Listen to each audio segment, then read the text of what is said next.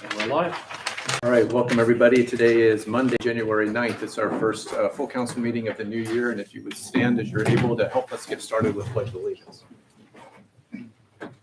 Pledge allegiance to the flag of the United States of America and to the republic for which it stands, one nation, under God, indivisible, with liberty and justice for all. All right, thank you. Mr. Prisnoff, would you get us started with a roll call, please? Ms. Cheney? Here. Mr. Fisher? Here. Mr. Finn? Here. Mr. Marks? Here. Ms. Snyder? Here. Mr. Van Horn? Here. All members present. Thank you, sir. Presuming everyone has had an opportunity to look at the proposed agenda this evening, is there any motion to make an amendment to it, or is there a motion to accept it as it is? Motion to accept the agenda. Is there a second? All right, all those in favor? Aye. All right, thank you. We have our fire chief here to give his fire district report. And that's the only other registered speaker that I have. Is that correct? Everyone's all right. We have minutes to approve from our December meeting on the 12th of December. Are there any adjustments that we need to make to those? If not, do we have a motion to accept? Motion to accept. All those in favor? Aye. All right. Fire district report, please. Thank you. Like to start by wishing everybody a happy new year. Good to see everybody again. Glad to see everybody made it through the cold and snow and ice. So I had a chance to talk early out in the hallway. The troops did a great job of dealing with the snow. We didn't have any real major incidents, but we're good. But and we were down here on medical runs. We were throughout our whole district. The crews did a great job. Worked tough through the snow. We were really hoping we don't see an event like that anytime in the near future. We're happy not to deal with it. Mm-hmm. Our last board meeting was on December 20th. At that meeting, we ratified the contract with our fire union. It went very smooth this time around. Negotiations only got delayed because the union president is finishing up his time in the Army Reserves. So he was mandated to be in Virginia for a month. And so we lost some time with that, but it was really smooth. We would have had it done by October when we actually wanted to get done if it hadn't been for that. But we've got basically it was about the financial aspect, making sure the men and women are paid, what we can afford, but also what they deserve. They have been working a lot more this past year with our new venture with Gulf Manor Township, and they've earned every bit of what they got. So we're real pleased with that. On that note, we are holding a test on Friday the 13th to establish a continued eligibility list for full-time personnel. We believe we're going to hire 2 from this section. We had a few, we lost a few. There's been a lot of jumping ship from department to department here. The market is really tight if you're a fire medic.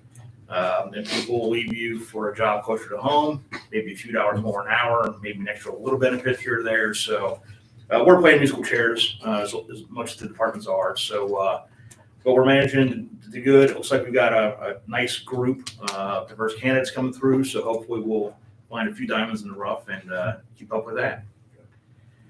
Otherwise, the board approved our budget for next year. We look to be right on track with where we expect to be financially for 2023 and moving on into the future.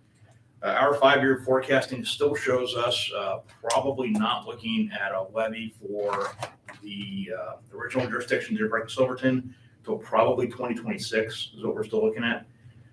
So we're working towards that. And that's actually a great time to kind of assess the situation with our contracts and with other communities and see where they stand.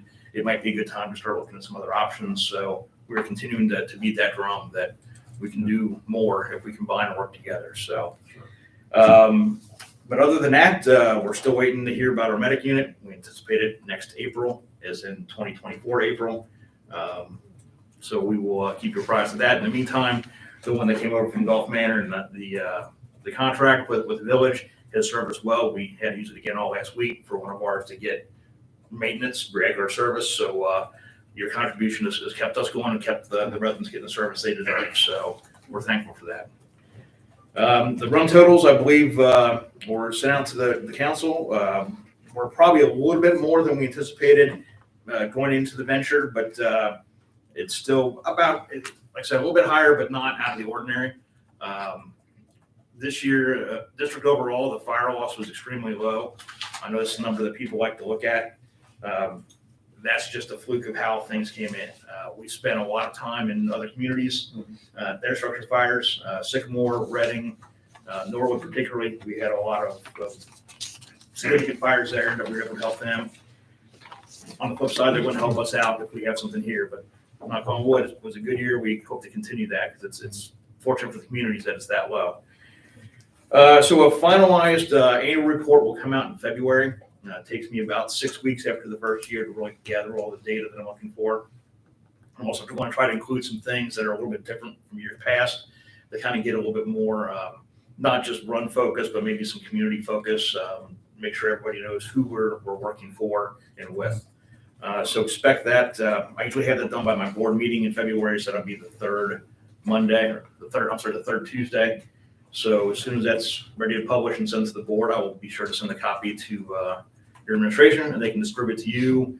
You can publish it on your website, whatever you feel fit. It's a public document that I prepare every year. So the more people that see it, the more happier I am. So just curious, what were do you have a total number of runs to Gulf Manor from, what was it, March? yeah, so we still include, just it was easier to count from even our mutual aid runs. So figure February and January were wash for us. The total for the year to Gulf Manor fire and EMS was 674. So it's not completely out of where we expected to be. December and November were just massively busy for our department. We ended up with just over 400 runs in December, but a lot of that were the fire department chasing down water pipes that were broken, some of those type issues, emergency to properties. So that did boost the number up some, but really, 370 EMS runs is a lot. But it's just one of those things. But the last week has been fairly quiet, and I hate to say that. I'm anxious. So I'm sure at the end over time it's all going to average out. We're not going to be always this busy, but again, the men and women up there did a great job of stepping up, getting the runs made. I've been really pleased and look forward to a new year with Gulf Manor. Great. Thank you, Chief. Any questions? I have a quick question, if you don't mind. The on the yearly dollar loss, we're at 2,100. I think that sounds reasonably low. Is there a particular reason for that? Are we that good at fire prevention? I'd like to say that we are, but we can't make a claim to that. I mean, residents are much better at being preventive than they used to be in the past. That's a given. I mean, fire runs have dropped over the last 30 years, no doubt. But really this year, the only true structure fires we responded to in Gulf Manor were a garage fire, which where the bulk of that $2,100 came from. And then the last little bit was only in December, and that was food on the stove that actually impinged upon some cabinets. But again, it was knocked down pretty quick. Really, everything we've had has been, fortunately, not really anything that's really damaging property. We've had a few outdoor fires that were some nuisance or trash fires. One was a juvenile set off a couch by mistake when he was putting the fireworks down on Stover. So, but since it's a trash fire, it doesn't count your fire loss. It just counts as an outdoor trash fire. So this year's low. I wouldn't expect to see anything that low consistently. But obviously, it's just a matter of not having a major incident this year, which in my book, it's good. Yeah. So it looks like we're the third largest user, second from the bottom, for EMS services then too. And I guess when I would compare the communities, we would be probably the same population type of base between us and Silverton, just a difference in geographic area. A little bit. I think Silverton is the last census they were right around 4,900. Yeah. So they were just shy of hitting the statutory city mark again. Yeah. And a lot of that has to do with the apartments they've been developing. So you guys are around 3,800. Okay, so you have about 1,000 difference. A big driver in our EMS to Deer Park is we have a nursing home over there. Well, one's assisted living, the other one's a full-fledged nursing home, and they use a lot of our services. We got Roger. He gets injured out of Golf Manor though. But that is true, you have. Yeah, so the nursing home, He calls it for DoorDash. nursing homes tend to drive up our service calls to them. It's just the nature of the, the patients there have more medical issues, need more care. Without one of those facilities in your community, it's good that you're not using that type of service as much, so.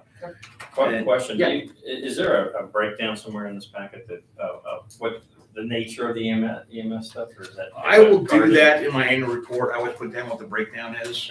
So we like to show, and I'll show it a couple of different ways. Generally, I show it on a alphabetical list of what the county dispatches us to, just so you can see exactly what they're called in the county. But then also filter that out, so it's actually showing a list of what are the most common runs, all the way down to the most unusual runs. So for example, And does it note out whether they were actually transported to a facility or if it was just treated at home and left? it depends. It's not a report that I typically run, though I do send another thing that does show the number of transports we make. And that does kind of give you an idea once you start looking at. Yeah, I was just thinking Yeah. ratio, what's the ratio of the call versus the transport? Yeah, that I don't know off the top of my head, but it's something we can easily find out and get in there. So there So are a you- lot of no transports and refusals and good intent calls where the family called and the patient didn't want to go. So it varies a little bit. So will that breakdown that you normally do is, will you be doing that for 2022? Yeah, Or so is everything, it already done in here? no, so it's not done in the packet that you got. This is just more of a quick snapshot from month to month.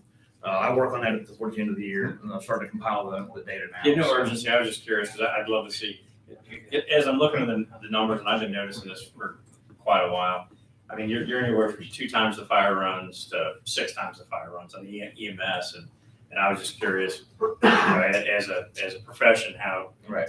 what's the fire industry looking at as far as, adjusting their resource level to handle that stuff, because like you said, the fires are going down. Right. And especially in Gulf Manor, half our houses are cinder blocks and brick, so we're just burning paint and drywall. And So pretty much across the county here in this region, 80% of your day is spent with EMS. Yeah. And we've actually made our staffing model such that we try to account for getting 2 medic runs knocked out at the same time, with the possibility of maybe getting a third squad out if necessary, or we can get 1 fire truck out and 1 medic unit out. Still maybe an off chance of getting that third one out if necessary, but we plan on 2 emergencies at once, either both EMS or 1 EMS, 1 fire. If it's 2 fire, we just basically have to call mutual aid because we can't staff. Right. I can't staff 8 or 10 people a day. Just that's not economically feasible. I'm asking the question, really just for my education. No, absolutely.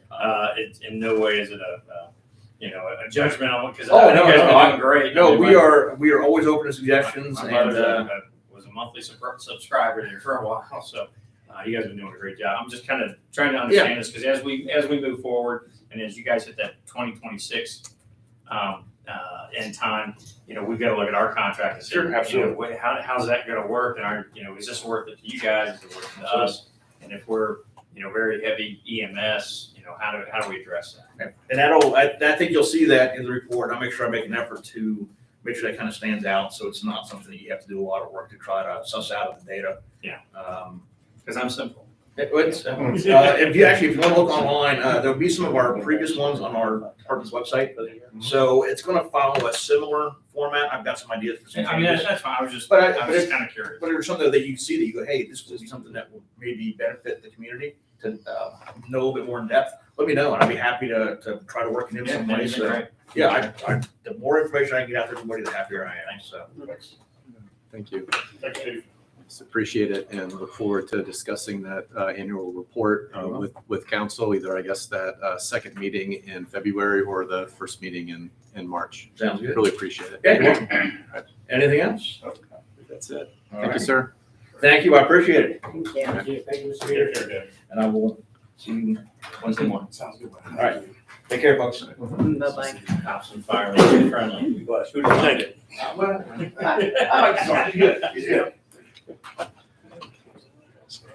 I want to thank the members of our maintenance department and our administrative team during that cold and wind emergency that we had. I got, the evidence of our streets being so well done. I made a couple runs during that and felt very safe driving through the community here. Not so much driving around on other roads. So thank you to our They were better here than they to our were home other team. places. Yeah, thank you very much. It's called the Santaville. Yeah. We had activities going on for Christmas and for Hanukkah. Council and I were invited to attend Gulf Manor community lighting of the menorah at the Rabbinical Yeshiva of Cincinnati. I was asked to say a few words and to light the first candle there. Lots of families there. It was a good turnout for such a cold evening. I want to thank the Amberley PD for providing some blocking off the road for us, basically, and specifically thank Sergeant Reed for making that happen because our own guys were occupied with some important stuff at that time. So Sergeant Reed made sure that the Amberley folks got over. So I appreciate that. Thank you. They had hot chocolate and a lot of candy afterwards. So it was a big hit for all the families with kids there.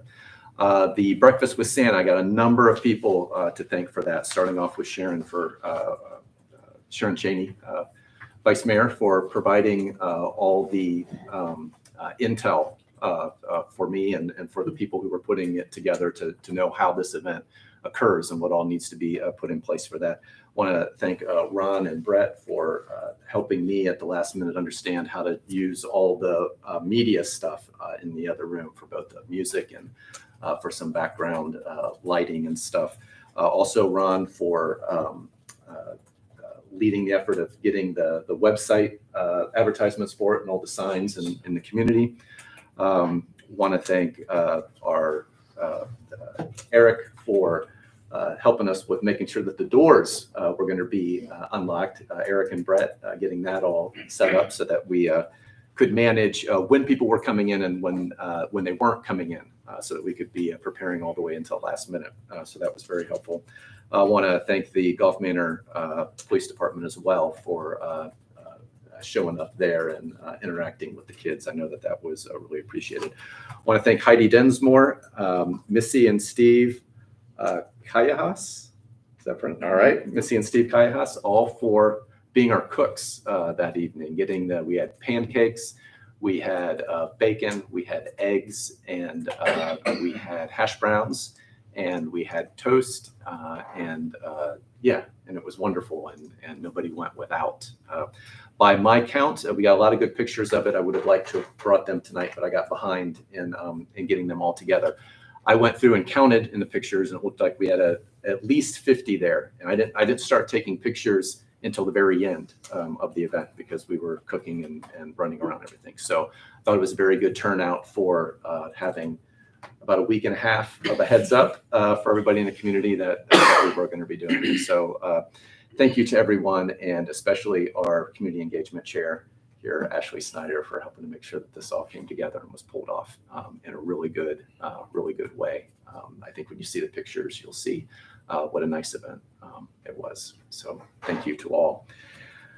Let's see.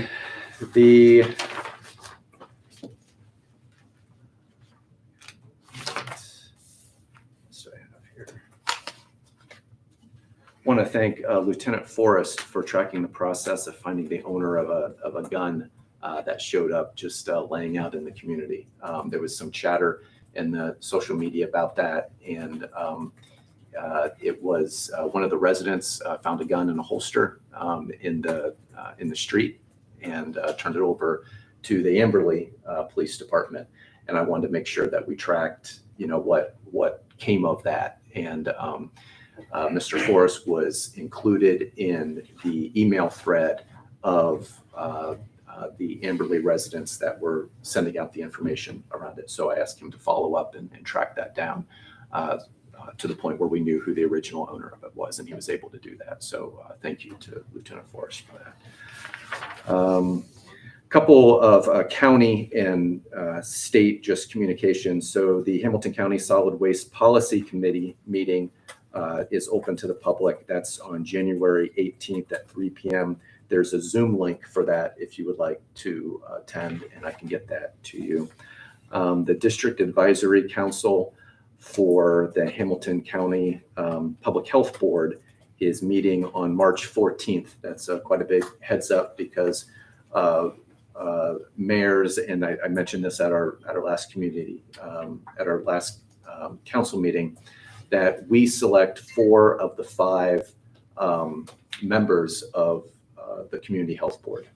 So if you have nominations for that, let me know. I'll be attending that meeting. Also, the person who gets to choose the other one, so we picked 4 of the 5, is the new president of the Hamilton County Commissioners, which is Commissioner Reese, was recently elected as president. So I presume that she will be there as well. Again, that's March 14th from noon to 1 p.m. This was through the Ohio Municipal Association. A thank you to Governor DeWine for vetoing some legislation that passed during the lame duck session that would have taken away local communities' ability to do flavored tobacco regulations. So there's been recommendations across the country occurring, recognizing that flavored tobacco is kind of the entryway in which young people get hooked on tobacco, is, it's strawberry, and this kind of stuff. So a lot of communities have been putting specific bans on selling flavored tobacco in their communities. And there was state legislation that passed that said, that got to the governor's desk anyway, that said communities should not be allowed to ban that. And the governor vetoed that. So citing that we have home rule on that. So for any council members that are interested, we have the freedom to do that if you choose to do that. A couple last ones here. I became aware through We Thrive that there is, I think they're calling it the Tree Hugger Grant, and it's for kids that are between the ages of, what is it? You have to be between 9 and, shoot, I didn't copy the one that said it. You have to be, I think it's between 9 and 15 years old to apply for this grant, and you can get $500 towards doing a community project of your choice that enhances greenery in your community. So I wanted to, those grants are applied for by the parent of the child, and they are reviewed by this organization, and then they follow back up with you about the longer form application of it and everything. So that is in the most recent correspondence from We Thrive, which I believe was back in December. So if you are on their mailing list, you can kind of dig through there to find that opportunity. If not, let me know and I can forward it to you.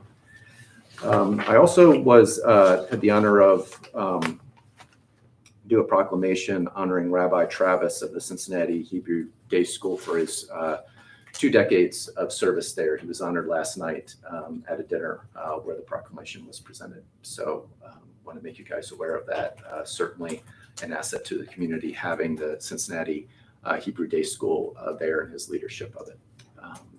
And that is all that I have for my report. If there's any other questions. And no, it's not all that I have for my report, and I apologize. The 2, and I'll be sending an email about this as well, the 2 seats on the Housing Council that the 2 seats that I have appointed are Heather Pine and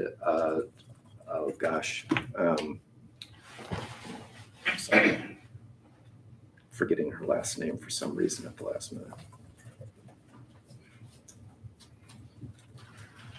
Susan Ramsey. All right.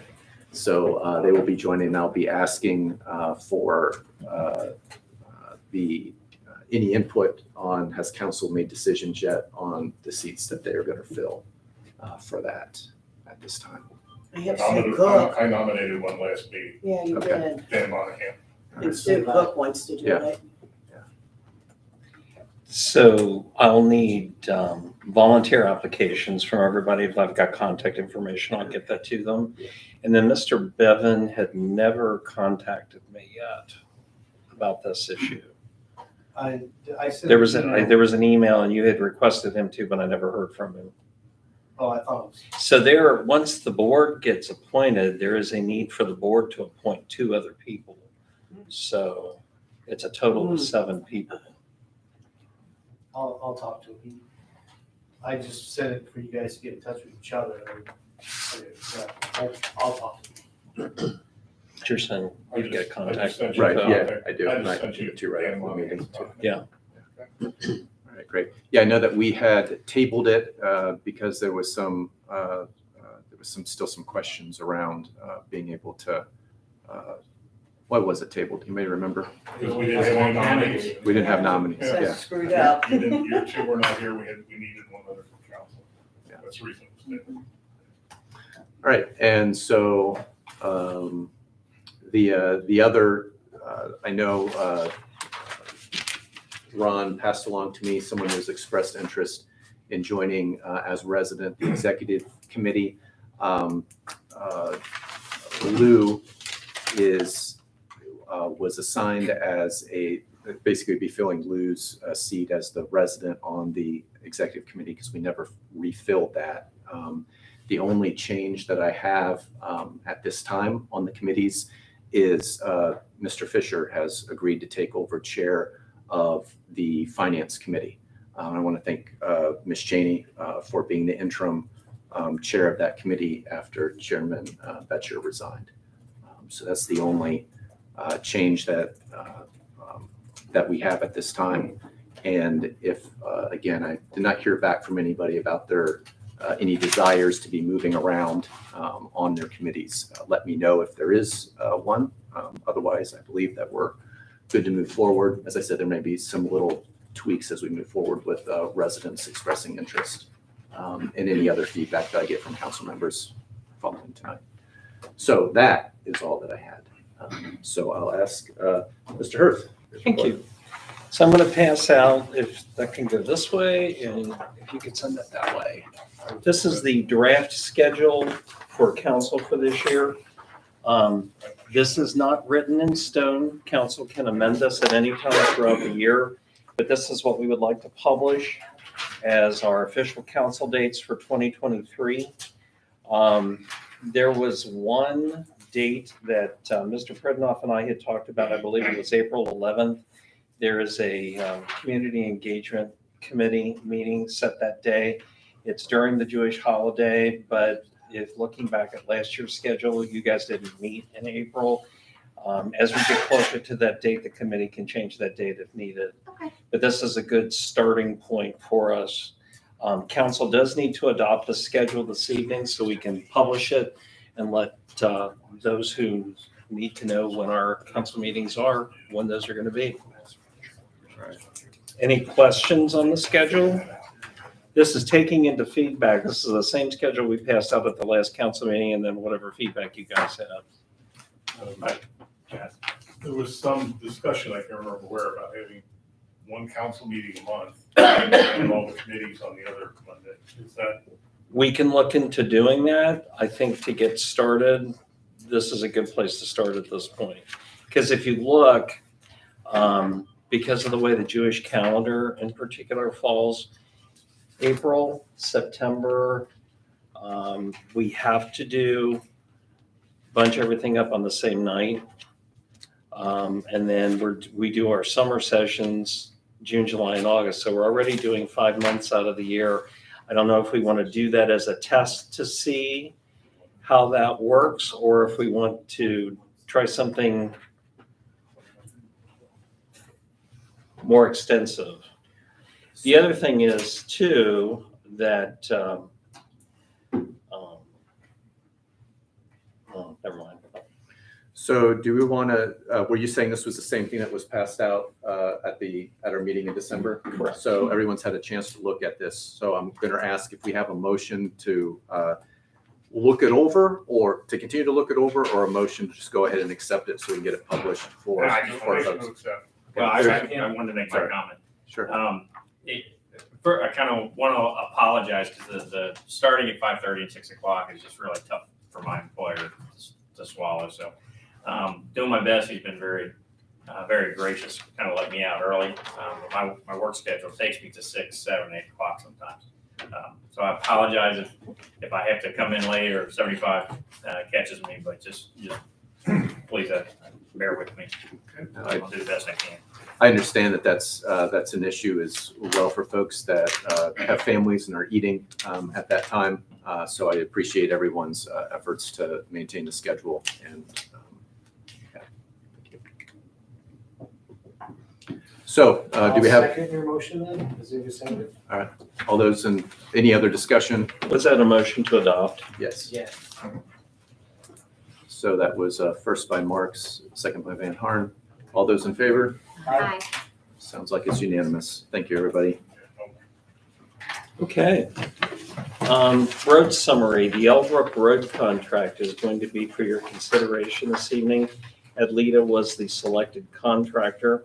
Mr. Butler will have that legislation for us as we get into his report this evening. Englewood Canterbury will be bid in the coming weeks. And I had posted on Go Golf Manor Neighbors and also on our website today, and I'm sorry I didn't pull this up ahead of time. Those of you that live on Elbrook, Canterbury and Englewood got letters last week about the water main replacement that project is starting. If you remember, Cincinnati Waterworks is pulling their project out of what we're doing. They're supposed to have it finished, worst case scenario, by the middle of June. We're hoping that they're done in May, which will start the actual road projects in those areas. There was some chatter on Go Golf Manor Neighbors about what happens to the street once the project's done. Well, the street gets fixed, essentially. And I answered those. But just so you know, when you go to the website and you hit the road construction update page, this will have everything listed that we're working as dates start becoming more available. The other thing that I would remind you of is sometime this month, we're going to be doing a town hall meeting for the people who live and work on Weehee to talk about that project in more detail. That'll happen as soon as we know when the vendor is actually going to do the actual start. Street sweeping has been delayed. SCA is going to do the cleaning sometime in early spring at this point. The weather got ahead of us. And unfortunately, it's not going to get done until the weather breaks. So hang in there on that. Economic development, we are getting ready to issue an RFP to raise the existing buildings. That should happen sometime within the next 45 to 60 days. I mentioned in the executive committee this evening that we've added a loss prevention component to Mr. Pridenoff's position. He'll talk about that this evening. As the fiscal officer, I think we've done a really good job in terms of budgeting and expense control. The third piece of that tripod to protect our assets is loss prevention. And that includes things like accident reporting, both personal injury and vehicle accidents. The other piece of it is checking our inventory for assets, those kinds of things. Also, we're working with the service and the police department on a vehicle replacement, vehicle rating plan so that we have a look at to see how the vehicles are serving us and when whatever is up next for replacement in the rotation. We'll have more about that as these ideas get finalized. I think we're probably 3/4 of the way there, but I'll let Mr. Pridenoff explain that during his report. The Village app we've talked about. I have a tentative opportunity for the vendor to talk to us at the community engagement meeting next Tuesday, the 17th at 9:30 a.m. You're welcome to be a part of that. I'll have additional information about that after I talk to the vendor later today, and this is all coming together. So just wanted to make you aware of that. The basement clean out is occurring this month. They've already started on it. We've made some strides in that. That's also going to be a records retention issue for us. We'll keep council advised of that. We did go ahead and move forward with purchasing the automated electronic defibrillators. Can't say that 10 times fast. The defibrillators, the AEDs. We will be putting one in each police cruiser, in addition to having one mounted across the hall here. What we'll be doing, in fact, I'll ask Sergeant Reed in his report if you could talk a little bit about that training. We're also going to be working with the Deer Park Silverton Fire District to make sure that we have a comprehensive program to make sure that our residents are aware that that's another added-on service that we have. It's not quite the rapid response team we had talked about doing back at the time of the signing with the DPS contract, but it's a good, I think, additional service that we can offer to our residents. Finally, I don't know if you've heard about this or not, Commissioner Reese, who's the new head of the commissioners for Hamilton County, I know is very proud that there is a new relief bus that's coming in Hamilton County. It's the new and improved version. They reached out to buildings across the county to see who had a building with a big room and restrooms and a place where people could wait, because they see pulling the bus up and opening that building up and taking applications for various kinds of needs for people. They are interested in doing that here at Gulf Manor. I don't have a date or a definite that they're going to do it, but I think it would be a nice thing for us to be able to offer that service to the residents and then also get some recognition for having that open to folks. Right. So that's probably a February thing that's coming. We'll keep you up to date on that as we get more information. That's all I have, unless there are questions. Any questions? I have one question. Is there any feedback on that, the gas and electric aggregation program? On what now? The aggregation program for the supplier for the gas and electric? In the village, remember we, Aggregation program. Oh, so we're out of the electric program right now because the electric did what gas did. They can't nail down a decent number. They're expecting sometime in March to hopefully be able to give us some direction in terms of what the next rates would look like. But right now we are out of the program, so whatever Duke is offering is what we're getting. because I was somehow signed up into some other program other than Duke. It's not one we had. I just realized it today. Constellation sent out a mailing about 2 weeks ago, because we got that here and I got one at home a couple of weeks ago. Yeah, this was a different company and I was really surprised. And our gas. So unless you actually sign something, when our program restarts, everybody's in the program. You have to physically get out of our program. But if you're in the program, I guess my question would be, and then Gulf Manor steps out of the program, are the residents still with those vendors, or do they have to themselves then step out? And They're back to Duke? contractually obligated if they sign something. Because that happened to us in my household about the time that we started aggregation in Gulf Manor. We had signed with another company, and you're obligated unless you tell them you want to be out of it. Because my experience was, I was with Cincinnati Bell. They had a program for a while, for years, and it was pretty competitive. And then Cincinnati Bell? Yep. Like they the had telephone? Yeah, They had Okay. their own All right. program attached to it, and then they got out of it. And my understanding was it would be automatically transferred to Duke. And I just assumed it's my fault that it happened. And then someone stopped at my door and looked at my bill, it's some other company. And our bill has doubled. So I'm just trying to, so now I'm really on the hunt to see what.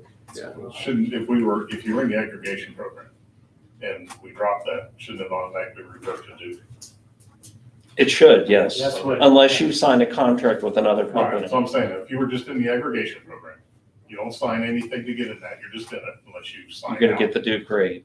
And now you're back to the Duke rate if the aggregation program's on hold, correct? And you'll switch back to our aggregation if you've not signed another contract. So there's the resource that's on there, First Energy, who's our broker, will answer all kinds of questions. In fact, they have, looking at their website, they've really beefed up their ability to answer questions and have facts and stuff on there. I'm very seriously considering not having our own page on our website because they are so comprehensive. And they keep it updated on a regular basis, so. Roger, would you keep me updated on your investigation of that? Because I, periodically will hear from residents expressing the same thing. Hey, I was with the program, but I wasn't automatically reassigned to Duke. And I want to make sure that we're giving them the best information. So I appreciate your Yeah, researching. that was my recollection. It was supposed to automatically go to Duke. Yeah. And then today I discovered. Well, this resource is probably a good Yeah. place to look on that. Thank you. So thank you. So, and since we're talking about repairing things too, is when we do the water lines, if you have a lead water line, it's going to get replaced as they do this project on both sides. On and the both sides, so they waterworks. do the private side as They well. do both sides, yeah. So that's a plus. So I know of 2 houses on Englewood, Canterbury that'll be taken care of. I don't think there are any on Elbrook. That's Pine's house, isn't it? Pine's house On Englewood? I think was on Yeah. Yeah, I don't know. Little Uh, house. The only other one on that. Thank you. Is that any GCWW projects in the village? They will be replacing the lead lines? Is there any projects or it's just Canterbury? Just those. Just those, as we do water projects. Yeah. And moving forward as they do additional ones, yes, that's our understanding. All right, anything else? That's it. All right, great, Mr. Brittenell. So I apologize, a little hoarse this evening, but just addressing what Mr. Hurley mentioned. There's a couple of areas where I'm trying to improve processes in the village. Again, talking about loss prevention, keeping an inventory of major items. The first item or the first items of that, which seem to make the most sense, is really to start looking into the fleet and just kind of getting into industry standards. What are regular expected vehicle replacement schedules? I have consulted with both Sergeant Reed and Mr. Putoff, as well as Chief Campbell, just to kind of get some feedback from this. I have some pretty extensive work done on this. If anyone's interested in specifics, you can get with me afterwards. But that was really kind of the first thrust of the inventory project. It will certainly not stop at that. A lot of the technology that we purchased recently will eventually get into that, and we will constantly be developing what that's going to look like, getting as much detail as possible. Another project that we've been working on, and this has just been in coordination with the police department and our insurance vendor, is just with our incidents in the village, what's happening in order to document those. Are the right questions being asked? And is that being handled in a standardized way? I was informed by Sergeant Reed that that's pretty much something the police department has done, but this is just to make a standard policy, something that just applies across the board. If there are any questions, if there are any incidents with village property, village vehicles, that it all goes through the correct channels. So again, all part of the loss prevention, but less about the inventory, more just about making sure that we're following industry best practices and being accountable with anything that happens. So Great. that's the end of my report. Perfect. Very good. Thank you. Oh, I'm sorry. So I should mention also the year end is moving along. Still getting through some of the last stages that need to take place in order for us to close out 2022. Then we'll be working on 2023, and I believe the finance report, final finance report, is normally the February meeting or the March meeting, where we go through. I think it's the February meeting. Is that correct? Usually the end of February. So end of We'll February. do December, January, and February at the same time. Right. So this coming finance meeting will not see much in the realm of bank recs and finance reporting, but we will do that at the end of February when we've fully closed out December, and then after we close out December, then we are able to proceed with January, February reporting. Well, it'll just be the January report at that point. February will be ongoing. So just a little update on that. Very good. Any questions? All right, Sergeant Reed. All right. Thanks for having me. I'll start with the mayor's court. We've got total to the city, $4,108. Total to the state, $1,193.50. And then that pesky other person, $82.50. I really want to meet that person. Total revenue for the month, $5,384. Since it's a year-end report as well, I'd like to mention that we ended at $53,809.54. Just information, the previous year we ended at $39,890.53. So there was an increase in the mayor's report. And that is the end of my report. Are there any questions?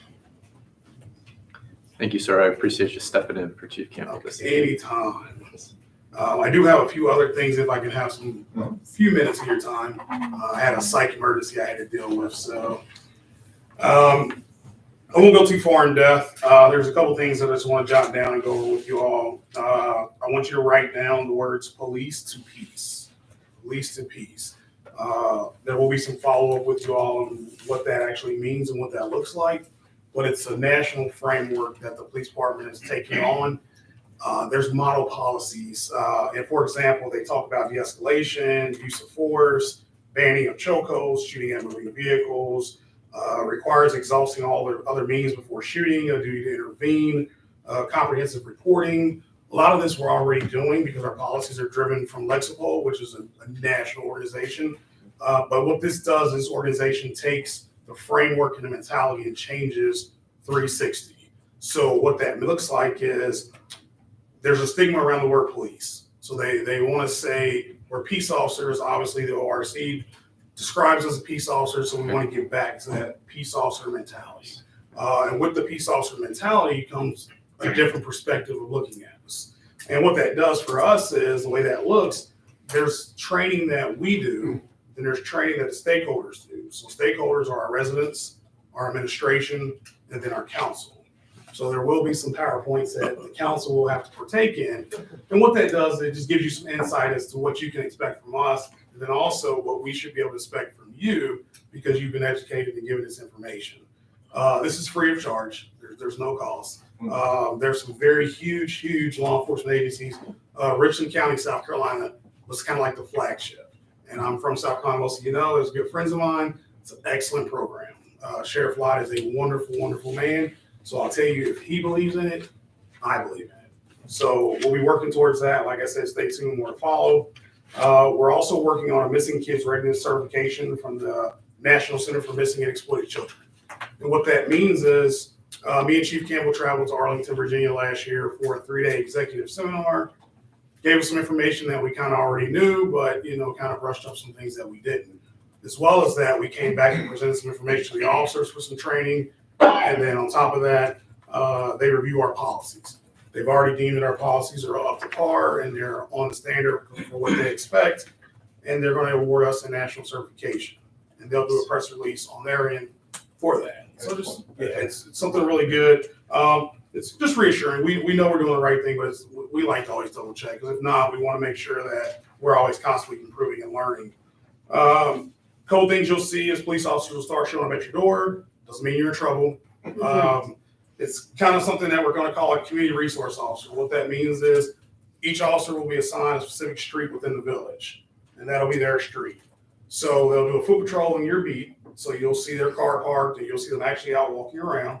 They'll randomly select the door. They'll knock on your door. They'll introduce themselves. Hey, I'm Officer So-and-so, Gulf Manor Police. Here's my business card. Do you have any concerns, comments, or issues that you'd like to address with the police department? You'll say yes or no. If you say yes, we'll gladly hear your complaints and concerns, and we'll follow up with you. If you say no, you have that information, you have that relationship that has started. It'll be up to the residents to continue to reach out to that officer if they have any issues, parking complaints and such. Just something more that we can do to kind of get us out there a little bit more in the community. This is excellent. So there'll be more to come for that. So, if you see us showing up, It's nobody's in I'm trouble. gonna do a mailing first. Yeah, we will do some advertising out there. That'll be a softer. Well, and it's And that's interesting you say that, about that. because there have been discussions about the blue lights being on the cars. So that's the next thing we need to get to Probably here. Uh-huh. Yep, gonna get there next. So, in our high visibility patrols, in our efforts to be more visible, to be seen, obviously we all know our officers are patrolling. But we want to make sure that you all see us, you know we're there. So the light bars are equipped with, they're called end caps. It's not a fully illuminated light bar. They're not an emergency response. There's no siren. There's no emergency. Actually, they're deliberately driving slower than normal so that you see these end caps. And what that does, obviously, you see the end caps, you see the police officer. Well, if you see it, the bad guy sees it, the motoring public sees it, and we have less violations and criminal acts and all that. So that's what the high visibility patrols look like. They are not timed. You will not know when they'll occur. You'll just see us driving by. All right. And that could be at 3 a.m. I'm sorry if it shines through your window, but the whole intent is to deter criminal activity and provide a safe community. So if you see that, I know that came up on Go Golf Manor. I just wanted to answer that question to make sure everybody's aware. With that comes a step car program. So that is a strategic traffic enforcement program.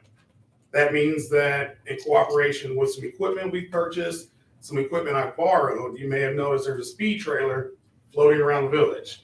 It's currently deployed here on Weehee, down by Clay Wharton's place, with flashing red and blue lights. If you exceed the speed limit, that device is going to let you know. We've also acquired some more speed signs that'll be posted throughout the village. They'll do the same thing. Well, with that comes data collection. I can collect data for a specific area and say, yes, we have a problem here. Yes, we're going to deploy an officer there. He's not going to be called away for a parking complaint. She's not going to go over here for this or that. She's only going to be in the village to answer the traffic enforcement need. That's all they're there for. So you'll see that, and with that obviously becomes visibility. You know, and now we've gone from 2 patrolling to 3 patrolling, or 3 patrolling to 4 patrolling, et cetera, et cetera. Derelict vehicles. Everybody knows that's a huge issue in the village. So we've stepped up in this first week here of deployed. I actually didn't bring it with me, stickers. So these are really big, obnoxious neon pink and neon green stickers. So if your vehicle is found to be in violation of the ordinance, we will first put this really obnoxious sticker on your car. And it'll say, hey, move your vehicle or fix the violation. Obviously, if that doesn't occur, enforcement action can pursue, and then that can be all the way up to towing and removing of the vehicle. Police department has removed quite a few vehicles and cited quite a few vehicles this week. So we take this very serious. Just in time. Yeah. We take this very, very serious. If residents are concerned, citizens serve through the website is the method that they report this. Eventually, moving forward, we would like to see that they come in through our police email.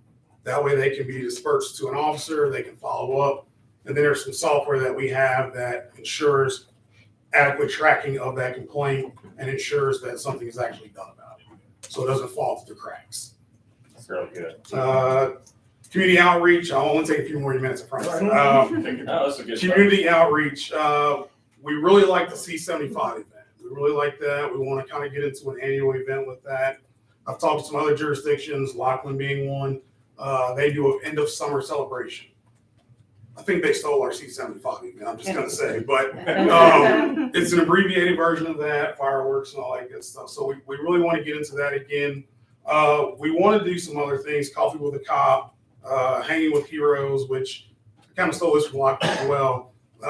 It's a dinner or a lunch where we'll serve pizza and we'll bring neighborhood kids into the PD, kind of give them a tour, discuss things with them. And then hopefully that can segue into our shop with a canine cop at the end of the year as well. We also want to do something around Halloween. There's always the great event on Ardmore that we would like to somehow piggyback into that. We're thinking maybe an open house, public safety wise. I don't know yet, more to follow, but we definitely want to get out in the community, make sure that everybody knows that we're here for them, and we want to build and grow these relationships. Social media, we do have social media, believe it or not, I know, right? We're going to do better. I operate the Facebook page, Twitter, Instagram. I think that's it. TikTok, we're gonna probably dive into that. But we'll make sure that Keep me up at night. we get out there and that residents can reach us and that we can share information with the residents. Last thing I've got for you is myself and Chief Campbell, we started this national leadership certification through the FBI National Academy last year. What that is the FBI National Academy is a 10-week program in Quantico, Virginia. Well, obviously, we can't be away for 10 weeks and not return. The FBI created this program where we can take courses a week at a time in 3 steps, and then we write a research paper, and then they grant us a national leadership certification. And I can tell you right now, there's probably less than 50 individuals that hold this certification nationwide. So we'll be completing that this month, and we should be awarded that sometime in February. Wow, that's awesome. So that's just a quick snapshot of what's going on in the police department. A lot more to come, so stay tuned. Congratulations. This is some awesome stuff, Mike. Your visibility has been very. Yes. I appreciate it. Big turnaround. The blue lights have drawn me to my window more than once. What's going on? Does your neighbor, does your I neighbor? dive when I see that. So Sergeant, a quick update on the new employees. So we have 2 new hires, Ian Hill, Cameron Ammerman. Ammerman was very active at the Breakfast with Santa. He loves community policing. It just comes natural, you know. Ian Hill is here from the Park District. He's finishing up his field training process. We're very, very happy to have him. We are looking at a part-time police officer position that will also fill an administrative need. Believe it or not, I need an assistant. I know, right? That sounds crazy. So she's going to assist me with a lot of things. She's also going to assist Denise with her clerk duties. And then also she could be an alternate fill-in for the mayor's court should Denise be sick or injured and unable to fulfill her duties. She'll also help manage the property evidence room. So she'll take on a lot of tasks, I know, right? We'll probably burn her out, I hope not. So we'll look to see her probably within the next 2 or 3 months. Other than that, staffing levels are finally normal again. So we shouldn't have any issues there. We're sitting pretty good. We appreciate that. AEDs, before I forget. AEDs have been ordered. I believe we ordered 6 or 7. They will go on each cruiser, and then one will be mounted here. I just talked to Chief Meter earlier. We're going to actually start admin certifications for CPR and first aid this month. So my goal is by the end of the month, all of the admin personnel in the village, including council, if you wish to be certified in CPR and AED, we'll do it right here. We've acquired the dummies and the training manuals. We have everything. We're pretty much ready to go. So that'll roll out this month, and then we'll start with the officers in February. That's going to look a little bit different because they're going to get the basics, and then they're going to get a lot of combat care. So that's if they become injured or wounded, they can treat themselves. They can treat a fellow officer. If we have a critical incident, we have to go into the school for some type of event. God willing, it doesn't happen. They can assess and treat these critical injuries as well, and then they'll also be able to provide some first level care on basic squad runs. So if squad says they're delayed, obviously they can do CPR, they can do AED, they can treat for shock and different wounds and things like that. So just another level of care that the police department will be able to provide because, we're right here. Deer Park Silverton has a wonderful response time. But we're going to beat them there just because we're literally right here in the village. So we want to make sure that we can give you what you need until the professionals get there. Excellent. Thank you. Congratulations. Yes. Yes. I know that I'm not there's. surprised that you need an assistant. I know that there's been an expressed interest. I know that this is probably too soon to make a connection with what's currently going on, but there was some expressed interest through, I think, We Thrive and community engagement about CPR training potentially for residents that are interested who are potentially babysitters, so that they can get the certification here and perhaps we can publicize who they are to our residents and everything. So just so you're aware that there's interest in that. So we explored that. Once we get through all of the bumps and we make it look pretty, then we want to go into, there's certain modules of American Red Cross, and CPR for babysitting is an actual module. Lieutenant Forrest will be the instructor for that. And I've already got him in for that as well, because he had mentioned, I think the Girl Scouts maybe had some interest in coming in. So yeah, we do, once we have everything panned out, we do want to invite the community in for those courses. We just want to make sure, one, that we're doing it right and that we can support the workload that it may create. So, Thank you, Sergeant Reed, for your role in putting this all together, and great report. Just I have really One awesome. quick comment too. I just want to express my appreciation for Officer Amerman at Breakfast with Santa. He talked to everybody. He was very personable. And also he stayed and cleaned up. He just picked up a broom and started sweeping the floor without anyone expecting or asking. So I think he's a great new asset to our community. thank you. I'll pass that on. The officers have been doing that at Breakfast with Santa. Uh-huh. I need a motion to accept the mayor's court report. So moved. Is there a second? All those in favor? Aye. Thank you. Just a quick question with the surveillance that you started, when you got to try to catch the fire people that were throwing the fires down. Said you were gonna put up surveillance. Did that turn out? Something like that? I'd rather answer that after the meeting. if you have time. Sure. Very good. All right, Mr. Butler. Good evening. There's three pieces of legislation in front of you.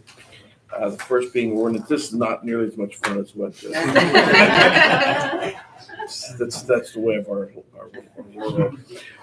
Ordinance number 2003-1. It's ordinance amending the park rules.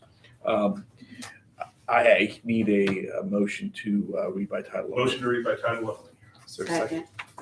So that was Ordinance number Marks and Janie. 2023-1, yeah. All those in favor? Aye. An ordinance amending section 931.01 of the Code of Ordinances to update rules and regulations for the use of the village parks. I think you've probably all had an opportunity to review this. It's fairly basic stuff, and just to get the rules down. And it's also subject to some, not amendment, but some flexibility based on what goes on in the future. So I need a motion to suspend rules for 3 readings. Is there a mo- Actually, so this is an ordinance that is going to put some organization and some rules against, the words just aren't coming here. It's to organize our process for renting the park, essentially. Yep. I would recommend we do this in 3 readings, so we have an ability over the next couple of weeks to take a look at those. And then if there are any additional changes we want to make when we get to the 2nd and 3rd readings, I don't know the council, the legal counsel. I mean, has an issue with that. no issue at all. You obviously have in fact, I think sometimes ordinances are too often read one time rather than 3. In addition to putting processes in for leasing portions of the park, it also has provisions for fires and things like that. So yeah, it's a pretty all-encompassing ordinance, so it might be a good It's also idea. the opportunity for us to add a fee schedule, and I'd like to have some real discussion about that, All right. what we need to do with that. So we'll go ahead and proceed with if there's a motion for a vote on the first reading. Motion to accept ordinance 2023-1. Second. All right. So 930. Oh, you're right. 223-1. You're right. All right, So so now, will we get a copy of the way it's written? I'm sorry, I've been a little foggy the last couple of months. yeah, I believe there. It's in your packet. It's Okay. yeah. Should be. Okay. Yes. So you'll have a link to it online, and it's on the website. Yeah, thanks. So any other discussion this evening, or are we ready for a roll call vote on the first reading? All right. Ms. Cheney, Yes. Mr. Knapp, Yes. Mr. Fisher, Yes. Mr. Marks, Yes. Ms. Snyder, Yes. Mr. Van Hoen. Yes. All members voted in favor. Thank you. And to anyone watching, that ordinance, as was stated, is on the website. You can take a look at it. If you have any input, please get with one of your council members.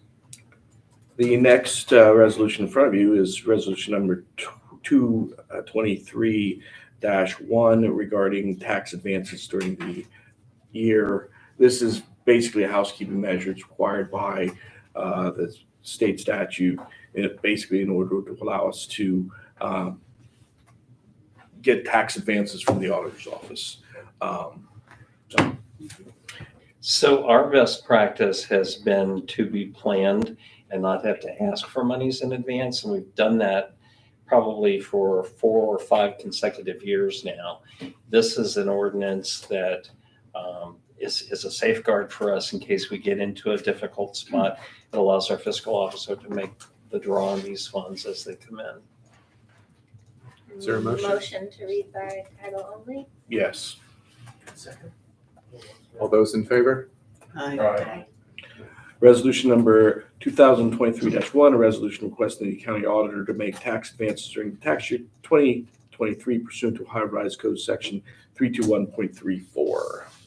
Motion to adopt resolution 2023-1. Second. So that was 2023-2.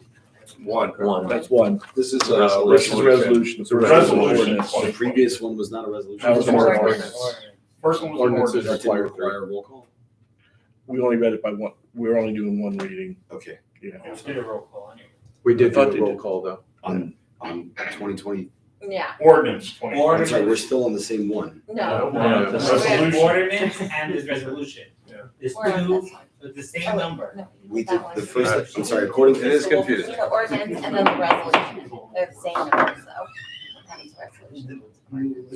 Got it. So we passed by vote was ordinance 2022 dash The first reading, of it, we got to do it 2 more times. one. Right. Okay. That was ordinance That's 20. Then we did resolution 2023-1, which was requesting the county auditor to make tax advances. Right. We did not do a roll call vote on that. No. That's No, not we- required. We're not there yet. We're not there yet. I'm We sorry. just got the motion and I'm we're ahead of figuring out myself who here. gave the second. I know Marks gave the We first, had we a decided motion to read who, by title only. That's all we had. I'm sorry. Now we had. and Cheney second. So Marks and Cheney. Okay. Sorry, I'm getting ahead of myself. Sorry. I'm pretty sure this is all my fault. It's my first night. So I'm pretty It's sure- all your fault, I'll blame totally. you. Okay. And this guy over here. I don't know But who you he brought a cooler like your predecessors. No, actually, I should have done that. Why do it at the That would- end? that would Do it at the relax you. beginning. Absolutely. is. We'd stay way too long. Rob brings the So, Yeah, shots fired. so we have a motion on the, Did we do a motion on by the title only? resolution. Yes, we did. And it was seconded? Yes. And you read it. Thank you. I thought so. Okay. So now we just need to pass. We need Have a a vote. discussion Is and it- then we vote. Right. Is it all in favor or is it roll call? Let's do a roll call. Do a roll call. Okay. So, roll call vote. We ready? Okay. Ms. Cheney, Yes. Mr. Knipp, Yes. Mr. Fisher, Yes. Mr. Marks, Yes. Ms. Snyder, Yes. Mr. Van Horn. Yes. All right. That was smooth. Let's, Resolution 2023-1 passes. pass it. Now we got another. Now we have resolution number 2023-2. This regards the contract with Adelita for 2023 Elbrook improvements. Should we make him read it in full? It's short enough that, it's short enough that we No. could. I think it is in the- That happens every 6 months. Somebody decides to do Mr. that. Yes. Motion to read resolution 2023-2 by title only. Thank you. Well, Resolution number. Is there a second? Who was the first Oh, I one? thought- Did you second And it second too? was? No, you could. I heard you second it again. I did, I did. yeah. I'm gonna use my gavel if you don't settle.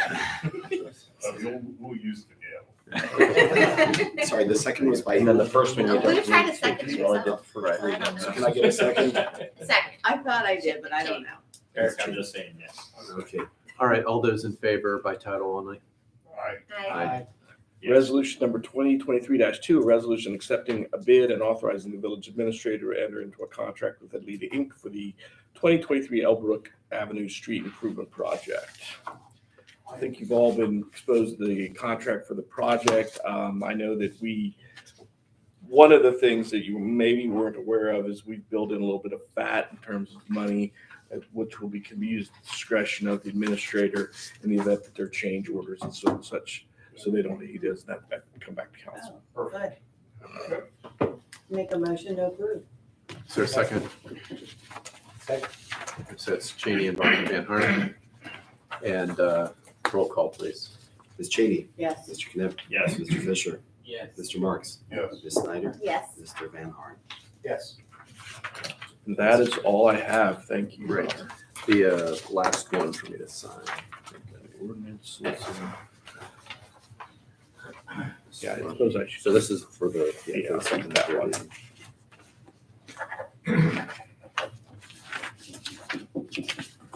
Perfect. All right, great. And executive committee, Mr. Van Horn. Yes, executive committee met tonight, and the bulk of the meeting was taken for an executive session for a matter of personnel for the appointment and or compensation of a public employee. So we'll continue from there. Anything else to report? All right, very good. Any other questions? Let's see. I see the planning commission meeting is Monday, February 6th, 2023 at 6:30 PM. Pending any business? Anything else, Mr. Marks? No, we did not meet in January. There was no- Okay. Community engagement, Ms. Snyder, I see their next meeting is Tuesday, January 17th at 9:30 AM. Any other? We did not meet in December. So Okay. that is all. Very good. And community, let's do that. So Ms. Cheney, do you have anything for education report? Just the LSDMC meeting is this Wednesday at 3. Okay. And that location is at It's PRM? online, Oh, it's Google online. meeting. Okay. And let's see, Mr. Fisher, do you have any nonprofit report? No. And finance committee, I know there was no meeting in December, and we announced a switch in the chair there. Do we have anything else? I know as for announcements, our next executive committee meeting will be January 9th at 6:30, or excuse me, at 6 PM, followed by our full council meeting at 7 PM, or immediately after the conclusion of the executive committee.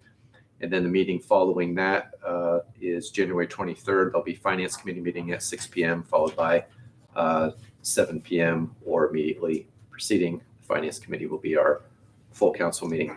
Any other final announcements? And I will ask if there is a motion to adjourn. Motion to adjourn. Is there a second? Second.